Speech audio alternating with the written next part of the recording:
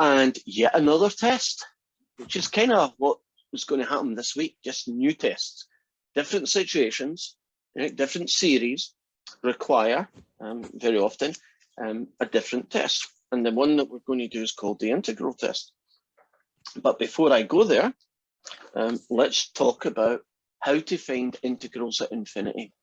So I'm going to have to remind you from Calc 2, this question here. I would like to know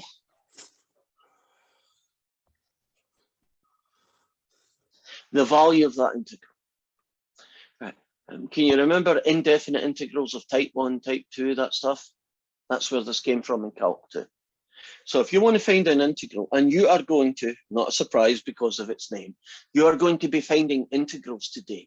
Integrals that look, in some cases at least, like this guy. Right. We're going to be finding integrals from some number, 1, 2, 3, to infinity. Right.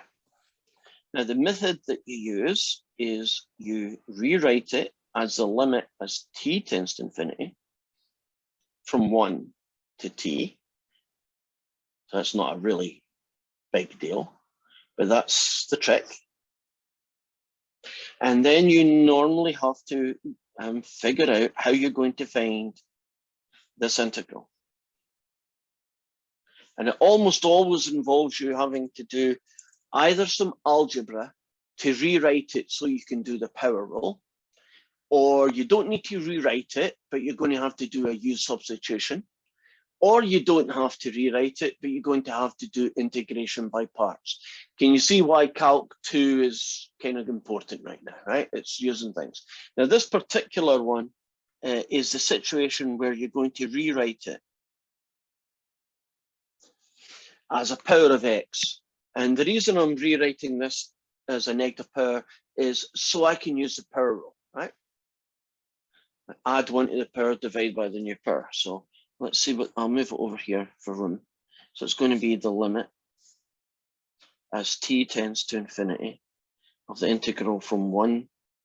Well, I don't need to do that bit now. I can do the integral.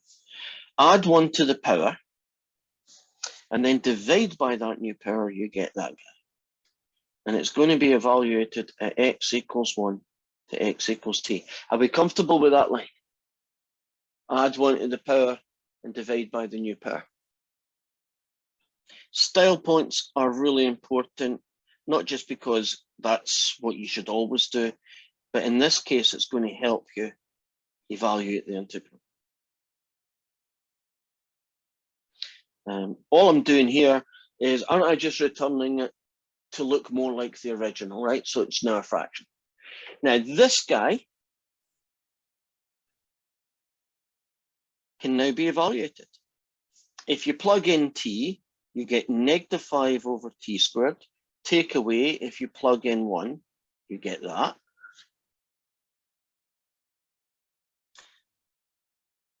And probably you won't need every one of these lines of working. Some people would skip a line here or there, and that's fine. Are you comfortable where we are right now? You're happy where this came from? So when you get to this stage, don't you now need to find out what the limit of whatever expression happens to be here as t tends to infinity? And the techniques you're going to almost always use are going to be brute force or L'Hopital, right? I guess there might be a conjugate method once in a blue moon, but I don't see that happening. So would you agree this one is good to go? I can just do brute force on this one. I don't need to do anything specifically difficult. So it's going to be -5 over infinity squared plus 5. Well, -5 over infinity is just 0 plus 5. And so this guy is 5. Technically speaking, we should say that this integral converges to 5. Are you comfortable with finding the integrals at infinity, right? An indefinite integral of type 1, right? And can you imagine maybe the next question, this integral here ends up being a u sub, right? Or an integration by parts, right? That's kind of thing. Do you want to see another one of these guys, or can we start moving on to the test? Is that a good enough refresher to say, yeah, I know what we're doing? Okay, let's do that. So let's talk about what the integral test says. I'm going to rewrite my series a little differently than I typically would. Normally, I would write my series like that, and that would mean any series in the universe, right? But we're going to rewrite it like this, and it's a totally equivalent. So for instance, if I went and said to you, I am interested, oops.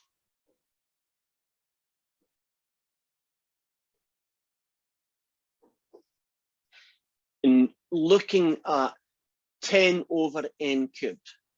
If I use this notation, wouldn't an be 10 over n cubed? Great. And if I use this notation, won't f of n be 10 over n cubed? Are we good? That it's kind of helpful to use this notation for that test. Normally, we use this notation almost all the time, but in this particular situation, that kind of lends itself better. So here we go. A series, say n equals 1 to infinity, looking like that, will converge if f of n is positive and decreasing.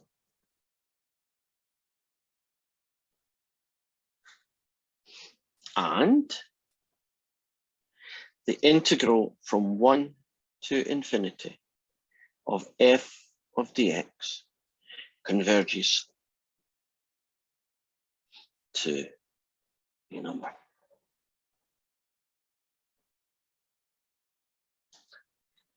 So what the integral test does is that you look at this f of n guy and you find the integral from 1 to infinity of them. And if you get a number like we just did a minute ago, like 5 or 6 or 22, then the original series converges. But if you get, and you've done it in calc, haven't you done it with integral from 1 to infinity of fx is a million, not a million, but infinitely large. And don't we just say the integral diverges? That would be the language we would use. So this series will converge if this is positive and this is decreasing. And lastly, this integral converges to a number.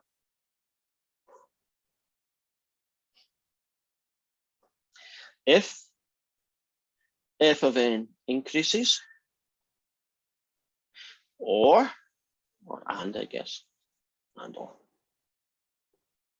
the integral from 1 to infinity of f of x dx diverges,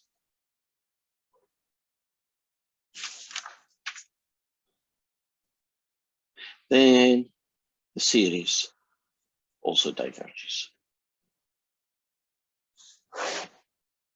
So the integral test basically tells you whether something will converge or whether it will diverge.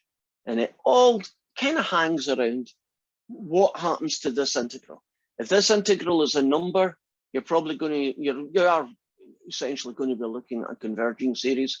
And if this is a diverging thing, right, if it is infinitely large, it diverges. So I'm going to pick a question that we've kind of already done half the work for. So suppose you were being asked, does that series converge or diverge? Right? Let's suppose you were being asked that. Well, the first thing I would identify is that this is f of n. You agree? Now, are all these terms positive? Would you agree 10 over 1 cubed, 10 over 2 cubed, 10 over 3 cubed, they're all positive? would you agree that that is just intuitively obvious? There's not a mathematical proof of it. You kind of can look at it and say, yeah. If that had said -1 to the n over n cubed, you know, something like that, wouldn't you say, no, it's not always positive. Half the time it's negative. And that would tell me, don't use this test. That's all it tells me. Don't use the test. Bad news, right?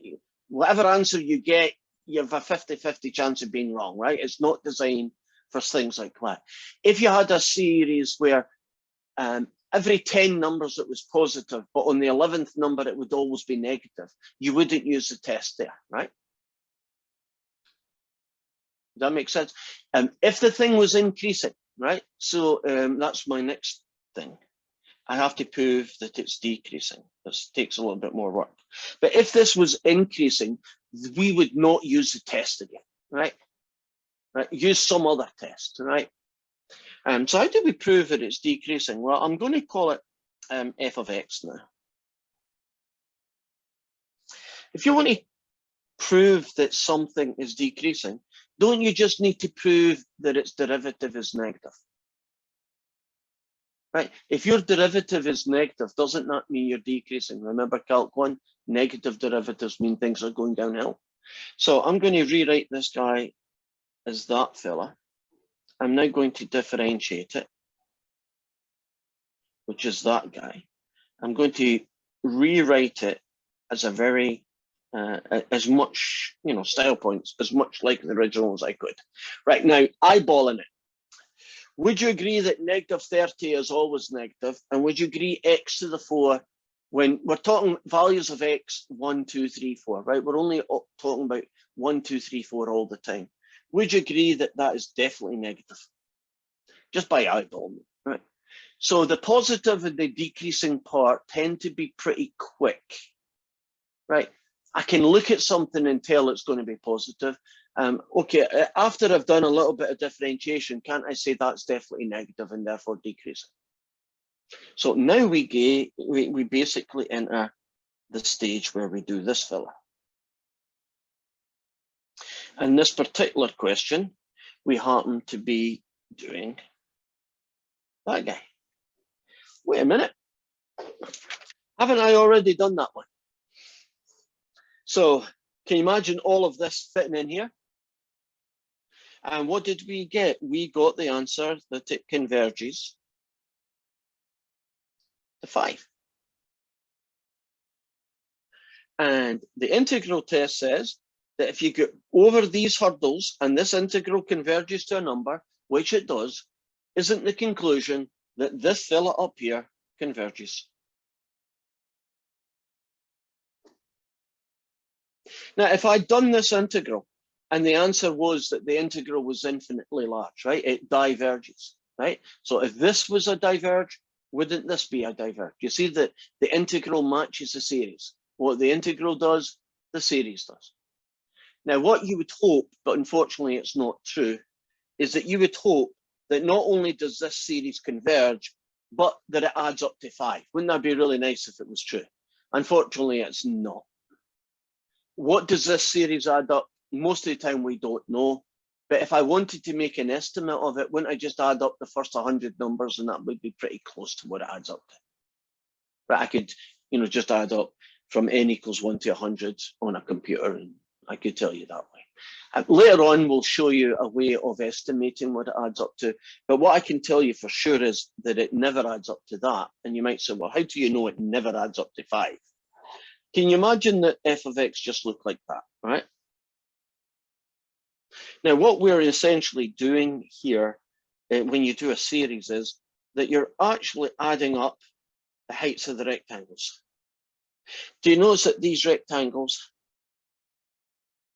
could be a little bit bigger or a little bit less, but they're never going to be the same size as the curve? Would that make sense? The area is these guys. That's the area under the curve. The sequence is the area of those rectangles, or in some cases, more likely than not, it's going to be the area of rectangles like this. But can you see those rectangles are either bigger than the right answer or less than the right answer, but they're never going to be the right answer, right? The integral is not going to give you the exact value for that. Are we good? Right. That's pretty much the process. They are long questions. Would you agree the integral test, if you do it correctly, you do the 2 checks and then you do the integral. It's not a 2-second or a 2-minute question for that matter. It's going to involve a fair amount of work. So looking right now at some examples. I'll do another one of those power ones, and then we'll show you some of the other situations. So this is a version of one.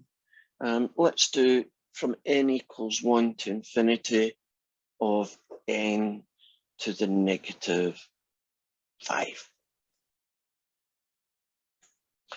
I would probably have written this guy like that. Would you agree that's a nicer way of saying it? But it's the same guy. Right, so let's do the check. F of n is 1 over n to the 5. I like that version for lots of reasons. Would you agree that is positive when n is 1, 2, 3, or a million? Hey, agree? So it's positive. You only really need to say it. I don't think there's any real proof of it. Now, if I return back to that version and I differentiate it, that's multiply by the power and reduce it by 1, and then I make it look a little bit prettier, style points. Would you agree that that's always going to be negative when n is 1, 2, 3, 4, 5? And the fact that it is negative means that it is decreasing. So haven't we proved that it's decreasing? Remember, you got to prove it's positive and decreasing first. And that's to make sure that you are allowed to do the integral test. If you try and do the integral test where it fails one of these two, you could quite easily come out with the wrong answer, right? You might make the conclusion that it converges when it doesn't, or it diverges when it does, right? So bear that in mind. If these two constraints weren't there, do you know I'd probably do the integral test for almost every series in the world, right? I wouldn't need 9 tests. I would just say, I can integrate most things. I'll do the integral test, right? That's how we would approach it probably. So these are why we can't do it all the time. So now I'm going to do the final stage. I'm going to find the integral from 1 to infinity of that guy, but I'm going to call it x to the negative 5 because that lends itself to integration. Hasn't happened yet, but in case it happens, and I know it will, suppose that said n equals 4 to infinity. You know, some series start at 4. Mia, remember that question that I told you the wrong thing because I didn't notice that it started at 4 instead of at 1. Yes. Right? You see how that can make a difference to your answer, right? Yeah. Okay. So if that said 4, what would be the change to the integral? So that was n equals 4 to infinity. How would I adapt the integral to compensate for that? The integral You'd replace the 1 with the 4. Would you agree? 1 with 4? Yeah. So easy fix, right? It's not, the end of the world. That one works pretty well. So it's going to be the limit as t tends to infinity of 1 to t of that guy. Put it over here because I'm going to show you room. So it's going to be the limit as t tends to infinity. That's a power rule, so can't I just add 1 to the power and divide by the new power and evaluate it at 1 and at t? And I think style points are a good idea. So I'm going to rewrite this like that. And now I'll evaluate. Some people say that in their head, but write that down. So can you see you could skip a line of working if you wanted to, right? You'd say that answer in your head, but you would write this down. Now, we are going to be doing negative 1 over 4 t to the power of 4. Take away negative 1 over 4 and 1 to the power of 4. that would become the limit as t tends to infinity of -1 over 4t to the 4 plus a quarter. Okay, I'm running short of room, but I think I should be able to plug this in. Would you agree this is just a nice brute force situation? I could just plug infinity in and it should come out okay. So -1 over infinity, basically, plus a quarter. That's 0 plus a quarter. Would you agree that this converges to a quarter? Right? -1 over infinity just gets you 0, and add a quarter, you get a quarter. So conclusion, this series converges.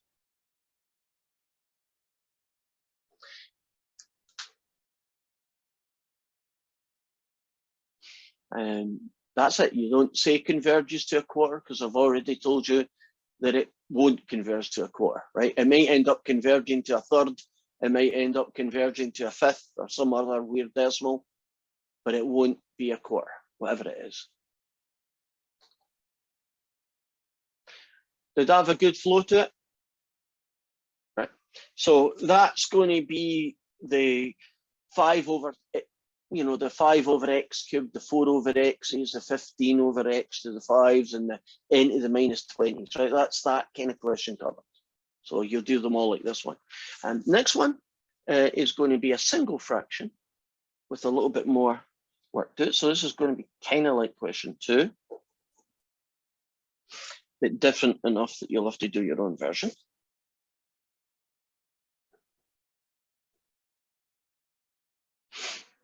Right, now, let's check each stage. Just eyeballing it. If you plug in 1, 2, 3 in a million, won't that always be positive? You know, the only time you don't check that is the one time you should, and you end up getting, don't use this test as your answer, right? But in this case, it's clearly positive. Now, if I take this and rewrite it as 4 lots of 2n minus 1 to the power of -1, I can now do the derivative. And the derivative is multiply by the power, reduce the power by 1, and remember it's a chain rule, so you get an extra times 2. And the whole thing looks like -8 over 2n minus 1 squared. Are we comfortable with the derivative? Rewrite it, multiply by the power, -4, reduce the power by 1, -2, and times the derivative of that, which is 2. So it becomes this. And would you agree that this is negative on the top and positive on the bottom? So the whole thing is negative, and therefore it's decreasing. Does that make sense? That -8 over 2n minus 1 squared is always going to be a negative number, right? When you use n equals 1, 2, 3, 4. Remember, it's always only for n equals 1, 2, 3, 4. In this case, it is negative. So we can move to our final situation. And that is find the integral from 1 to infinity of that guy. So it's going to be the limit as t tends to infinity of 1 to t of that guy.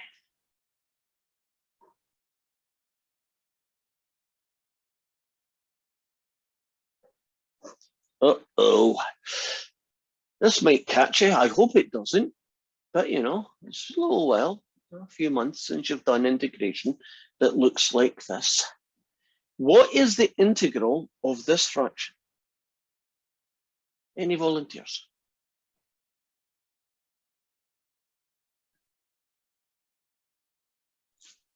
2 times the natural log of 2x minus 1. Oh, you did the whole thing in one go. Well done. For the benefit of those who might want to see the rest of that, you're perfectly correct. I'm just going to do it the long way. But that doesn't mean when you do it, you can do it in one go if you prefer. 4 over that guy is a log. So it's 4 natural log of 2x minus 1, agreed? And don't you, when it's integrate, multiply by half? It's a chain rule situation, but isn't it times a half, not times 2? Isn't times 2 what you do in a differentiation world, right? And evaluated at x equals 1 to x equals 2. Just like you did, Matthew, in your head, you did that guy. And again, I'm putting more lines than you would typically ever want to. Since this is kind of for your notes, I think it's a good idea just to not skip anything. Now, are you comfortable with we plug in that guy? Take away. 2 times 1 take away 1 is 1. Okay. So we are wanting to find out what this expression looks like when t becomes infinite. You can do brute force on this. 2 times infinity takes away 1, just gets you infinity. Isn't the log of 1 0? So 2 log of 1s is basically take away 0. Isn't the log of infinity infinite? So 2 infinites is infinite. And that means that this integral diverges. Okay? And if an integral diverges, which it does, doesn't this mean that this series also diverges?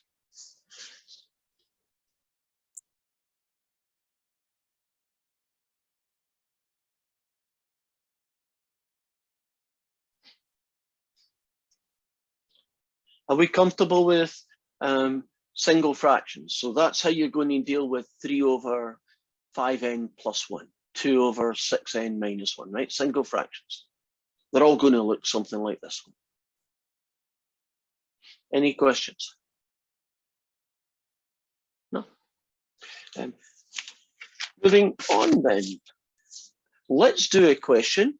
There you need to do a use up. And after that, if I have time, I hope I will. Let's do a question where you have to do integration by parts. Wouldn't that be a good, every situation kind of covered? So I want to find a decent use up. Yeah, how about this one? N equals 1 to infinity. And we are going to do n squared e to the negative, I'll put a 6 there and make that n cubed. That guy is going to be a u sub situation. Now, they could have written it like this, and if they did, they're trying to catch you.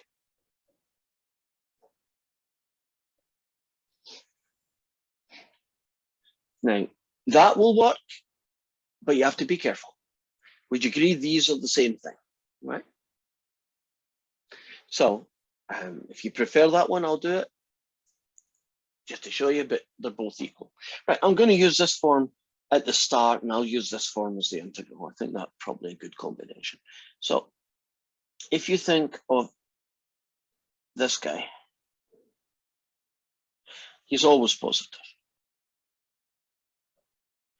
In fact, probably easier to see. Would you agree these are always positives?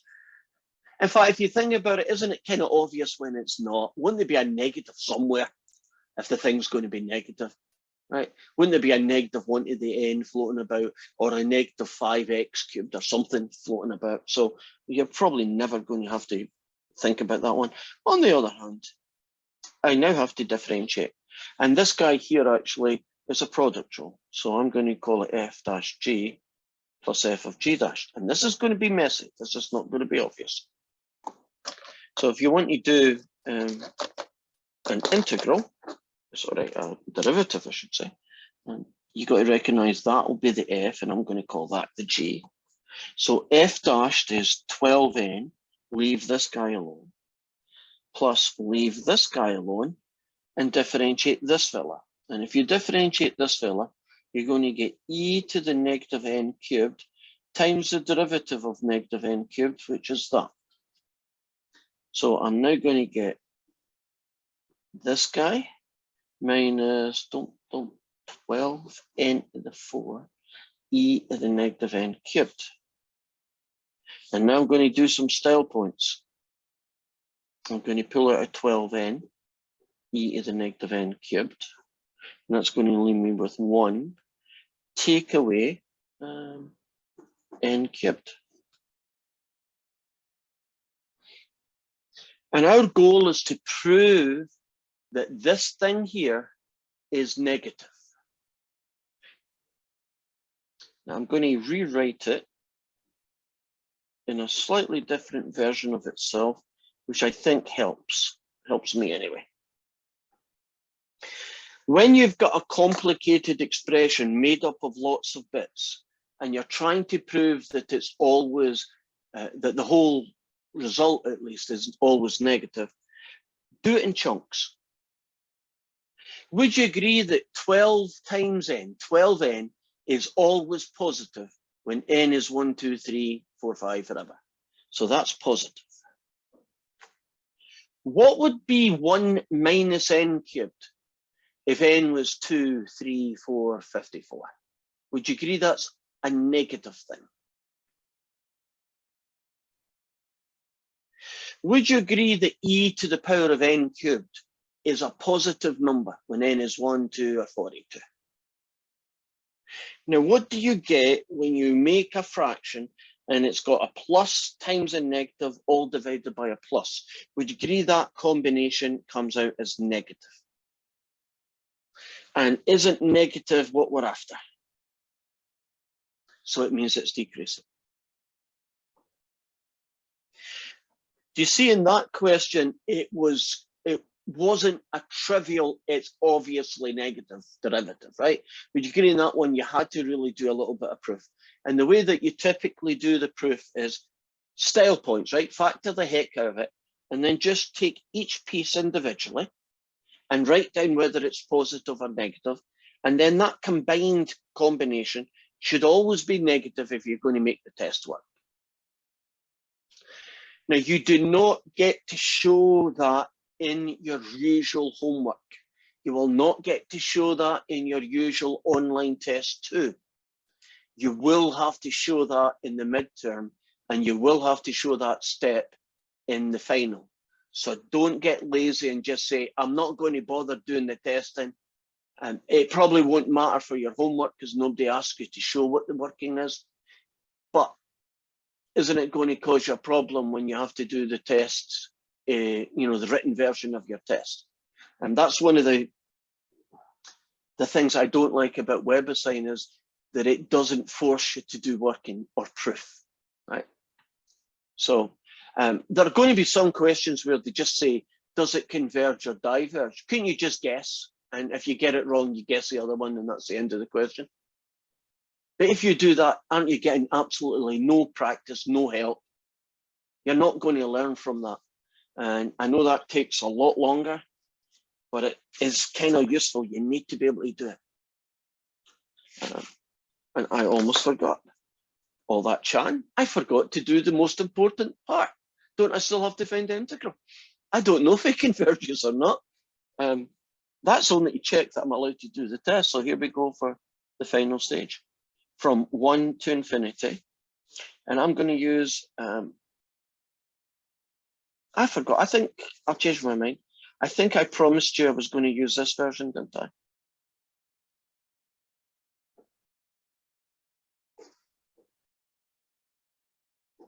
Right. They're interchangeable. Right, so what am I going to do? Well, that's going to become the limit as t tends to infinity of 1 to t of this guy.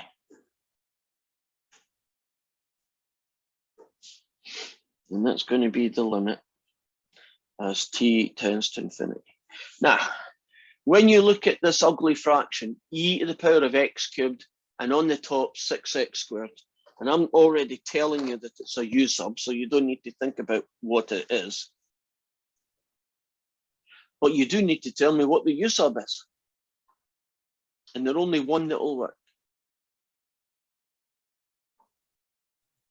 X cubed. Correct. What was the clue? What did you see that told you that was a good idea? because it's in the power spot of the E. And that's a good place to look, isn't it, for a U sub? E ugly guy. Yep, that makes sense to me. Now, differentiate with respect to x, and you will get 3x squared.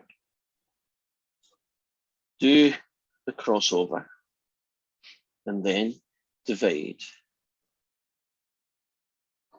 Now, if you got me for Calc 2, that's the way I write it down.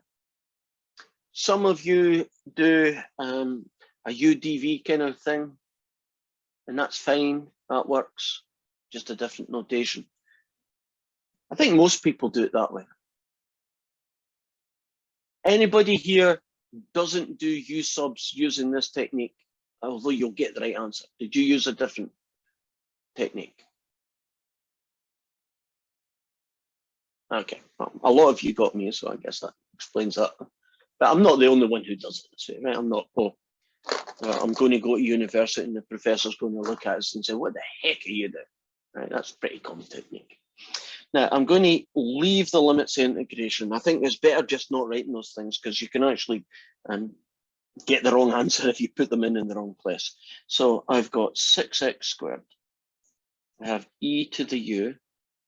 I have 1 over 3x squared du.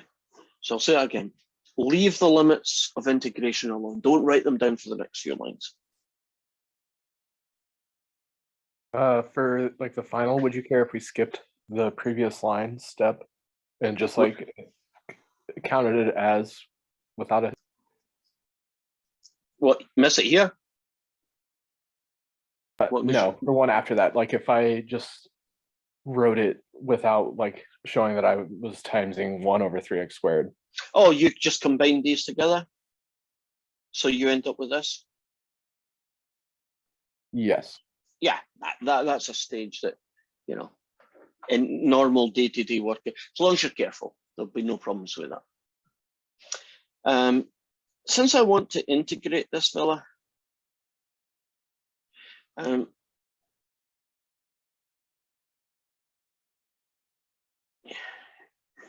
won't it make more sense to rewrite it like that? Great. Integrating 2 over e to u doesn't, you might start doing some weird stuff. But if you write it like that, you're more likely to do things correctly. And let's see what we get. When you integrate 2e to the negative u, you get 2e to the negative u. Do you get anything else? Be careful here, because you do. -1. So I'll stick it there. If it was e to the negative 2u, wouldn't you get -1/2? If it was e to the negative, I don't know, 55u, you get negative 1/55th, right? So that guy, again, I'm not putting any limits integration. And I'm putting a lot of lines in here that you probably won't need, and that's fine. I'm rewriting it like that. And now I'm returning back to the x's. And at this point, I'll put the limits of integration in. If you try to put the limits of integration in and you called them 1 to t, anywhere down here, can you see there's a temptation to plug it in here and not plug it in here? Right, you would get it slightly out because of that.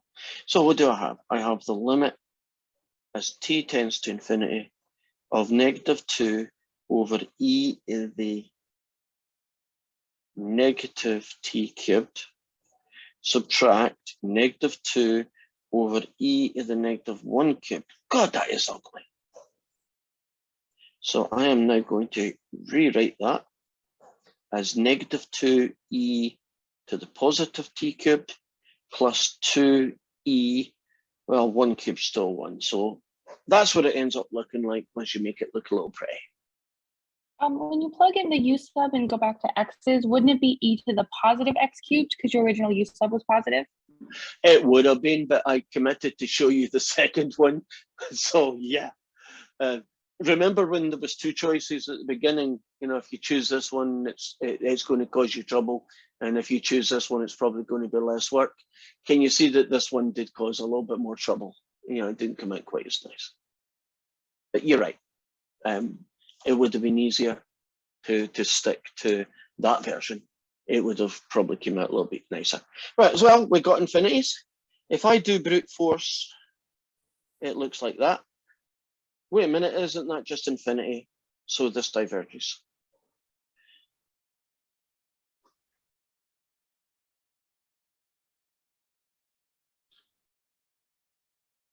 Oh, wait a minute. Wait a minute. Yeah, it diverges. I'm a little bit. No. I done something wrong here. This converges. Where did I screw up? Like Kira said, wouldn't it be when you put the u back in? No, when you put the x back into the u, you kept the. It's just I put a negative in. Ah, God, I misinterpreted what you said. Yeah. Okay, that line doesn't exist. This is -2 over that guy, and this is that fella. I don't know what I was up to. So -2 over infinity plus 2 essentially over e. That gets you 0, 2 over e. There we go. It converges. Well, I guess the moral of that story is don't write two versions because you end up using half of one and half of the other. Yeah, I misinterpreted what you're saying to me, Kira. Yeah. But the fact you caught it meant that you knew what it should have been, right? That guy there is x cubed, so it should have been called that, right? That's a mistake. I stuck a negative in that shouldn't have been there because I was looking at that thing, I think. Apart from a little hiccup at the end, are we okay with the integral test when you need to do a integration using u-subs? Long question. Took about 15 minutes. So you're not going to have an easy time of it. I will try and show you one last one.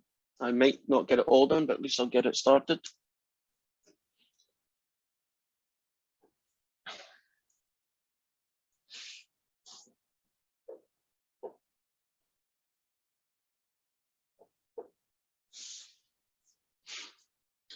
And there we go.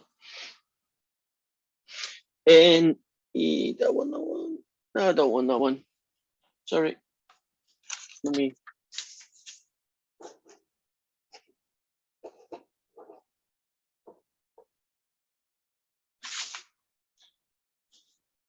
Yeah, let's do that one. The one I just did wouldn't work for any kind of rule. It wouldn't even be a u-sub. Right, this one works. Now, if I made this -n squared, wouldn't this be a u-sub story? Right, so if this was n e to the -n squared, wouldn't it be very similar to the one we just did?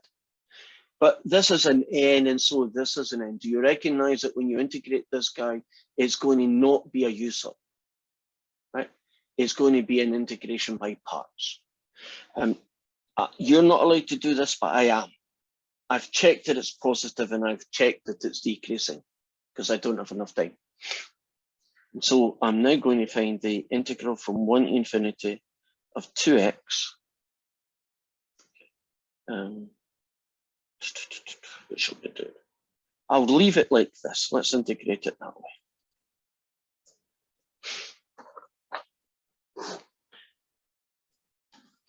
In this story, since I'm going to do integration by parts, don't I have to choose an f and a g? And the 2x is going to be one of those, and the e to the -x is going to be the other. Okay, I'm ready. Which one of those is the f of x?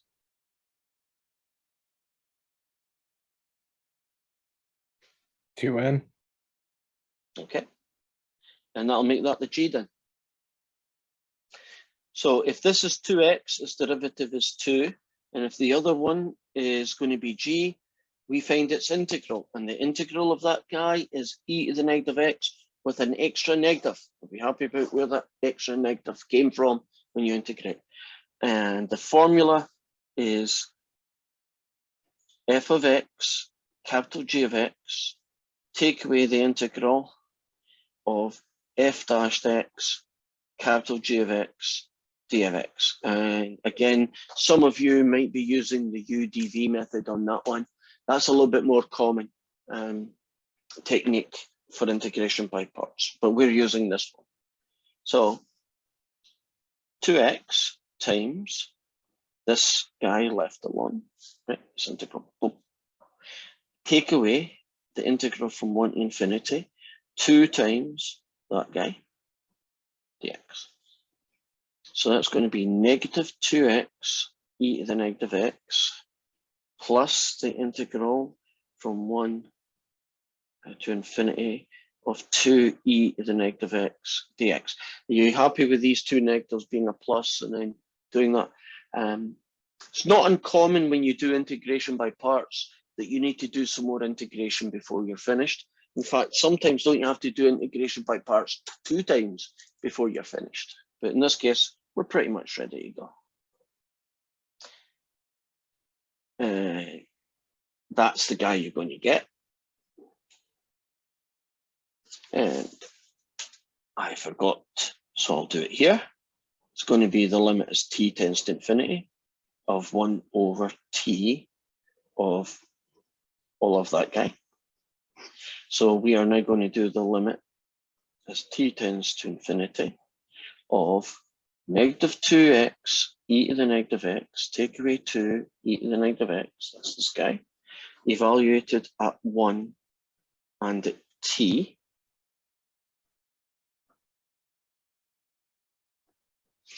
And I'm going to pull out negative 2 e to the negative x as a common factor. And if I do that, I get x plus 1 here. And that's going to be evaluated at 1 and at t. And we now are looking at this fella, which is negative 2 e to the negative t, t plus 1. Take away negative 2 e to the negative 1 times 2.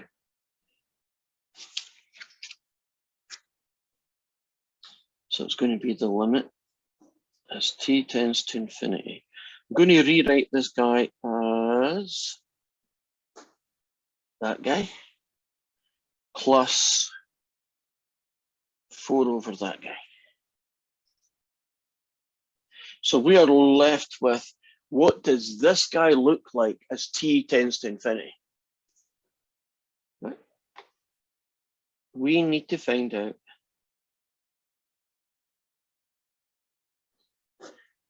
what that guy looks like. That guy's 4 over e. He's not going to make much difference to the story.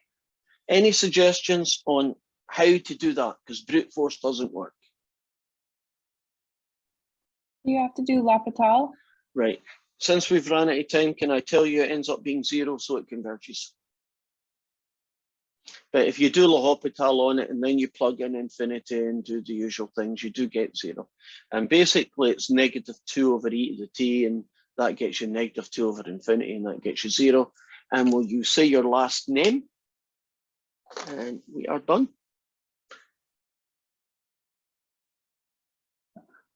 Wow, that's about, well, that one wasn't, but it's going to take it 10 plus minutes per question, isn't it, based on what we've done today? So get started on this homework as soon as possible, because you do not want to be thinking, oh, I'll do it all on Sunday, because you could spend 2-3 hours on this one chunk of homework just because it's so slow. Okay. Bye-bye, guys. I'll hang about for any questions. Professor? Yes, Eric. Could you show the notes for when it diverges? I just wasn't able to write them all down quickly. Sure. Let me see if I've got one. I know I've got one. Let me see if I can find one. That's probably a better way of saying it. Here's one that diverges. The only one I've got that diverges was this guy here. I'm sorry, I meant the notes in the very beginning that you're explaining them. Oh, the formula. Yeah. Okay. Yeah, I have that somewhere else. Not there. Not there. Here we are.